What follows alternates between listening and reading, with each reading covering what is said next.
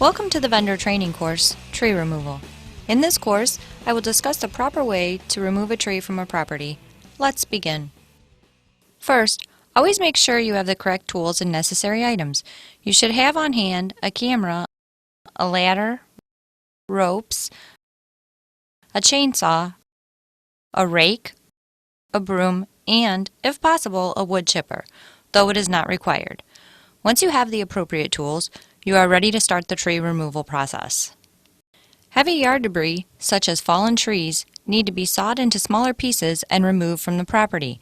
To learn more about heavy debris at a property, watch the Removing Heavy Debris course. Often, fallen trees are found at a property. In some cases, these trees may be causing additional damage to the property, or to fences or outbuildings. If this is the case and the property is in pre-sale status, you need to bid to have the tree removed. For post-sale properties, all fallen trees on the premises should be removed. Let's look at the best way to remove a tree if it has fallen onto a roof.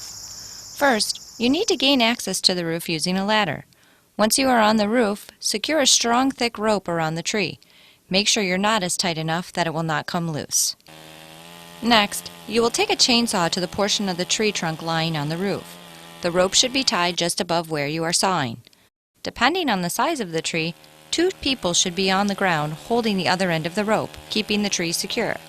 You will then saw through the entire tree trunk. Be careful not to damage the roof any further.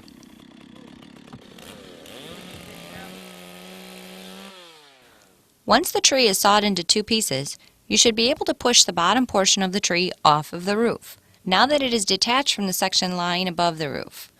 However, be careful not to cause further damage to the roof or gutter. Remove the portion attached to the rope by pulling on the end of the rope from the ground. If this piece is still rather large, it would be best to saw it into additional pieces prior to attempting removal. Once again, you would tie another rope higher up on the top portion of the tree and saw below where the rope is tied. Throughout this process, make sure you are not causing further damage to the property and exercise the highest level of caution. When performing services, your safety should always come first. Once the tree is removed from the roof, sweep any remaining leaves and twigs from the roof and remove all debris from the ground as well. Then dispose of the tree. The best method for disposing of the tree is utilizing a wood chipper. However, if a wood chipper is unavailable, you can saw the tree into smaller pieces and remove from the property. If you find fallen trees lying on the ground, simply saw them into smaller pieces and remove from the property.